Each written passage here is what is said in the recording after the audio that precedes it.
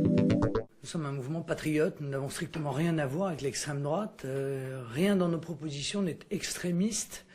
Et un certain nombre nous disent de droite, d'autres nous disent de gauche. Donc vous voyez, ça dépend de quel point de vue on se place en quelque sorte. Nous sommes gaulliens en fait, c'est-à-dire que nous avons de la France la vision qu'en avait le général de Gaulle, une nation souveraine, libre, rationnelle, mesurée, et qui entend préserver la prospérité, la souveraineté et l'identité de la France.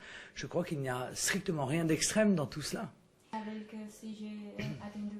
Euroréalistes, c'est ceux qui ne considèrent pas l'Union européenne comme une religion et qui sont capables de juger des résultats de l'Union européenne. Or, les résultats sont pitoyables, ils sont catastrophiques. Notre continent, qui était un continent un des plus riches du monde, est aujourd'hui au bord de la faillite. Les peuples européens souffrent le martyre. Ils voient s'effondrer leur système de protection sociale, ils voient le chômage de masse, ils voient la pauvreté exploser. Donc la monnaie unique est un échec. Voilà, l'Union européenne a été une expérience dont nous avons été les cobayes, mais c'est une expérience ratée. Il faut donc fermer cette parenthèse et construire enfin une Europe des nations libres et souveraines. Vraiment à l'Union européenne et à l'euro? Mais écoutez, l'Union européenne, pour moi, c'est l'Union soviétique. Alors oui, si je peux contribuer à effondrer cette Union européenne qui est en train, encore une fois, de dévaster les peuples européens, d'organiser la souffrance, la loi de la jungle, la concurrence déloyale, à faire monter les hostilités entre les différents pays. Regardez, l'Allemagne est traitée d'égoïste, la France de dépensier, la Grèce, ils sont traités de tricheurs. C'est ça l'Europe de la paix. Lorsqu'elle a voulu se constituer en Europe fédérale, lorsque, comme le voleur chinois, elle a déplacé la souveraineté des peuples pour aspirer la souveraineté des peuples. Nous n'avons plus de souveraineté territoriale. Nous ne pouvons plus décider qui entre et qui se maintient sur nos territoires. Nous n'avons plus de souveraineté économique.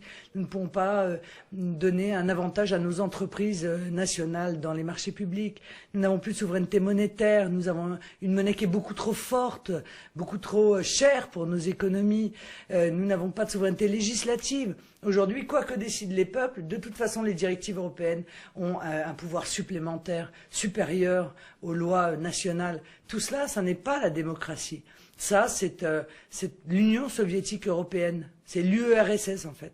Mais oui, il faut l'arrêter, évidemment. On voit bien que c'est du grand n'importe quoi. L'Union européenne nous a vendu l'effacement de nos frontières nationales en nous disant « Vous inquiétez pas, on va s'occuper de protéger les frontières ». Et elle en est incapable. Frontex vient d'admettre que l'année dernière, il y avait eu 48% d'augmentation de l'immigration clandestine. Voilà, il faut admettre qu'ils sont incapables de gérer nos frontières. Et de surcroît, nos systèmes de protection sociale sont très attractifs pour l'immigration clandestine que nous n'arrivons plus à gérer.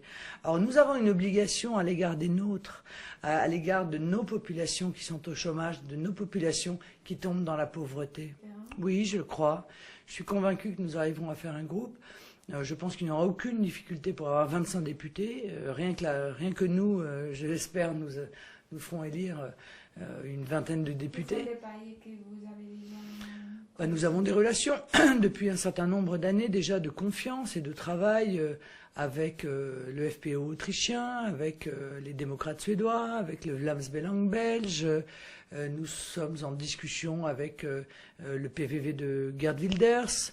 Avec un certain nombre de mouvements italiens. Donc, moi, j'ai aucune inquiétude. Nous arrivons à faire un groupe, et Dieu merci, car nous avons beaucoup à faire lors de la prochaine mandature. Alors, quelles réformes vous voudrez faire dans les institutions européennes? Tout. Supprimer la Commission.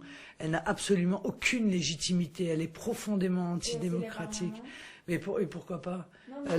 Moi, je trouve que la seule structure qui a vraiment une légitimité, c'est le Conseil.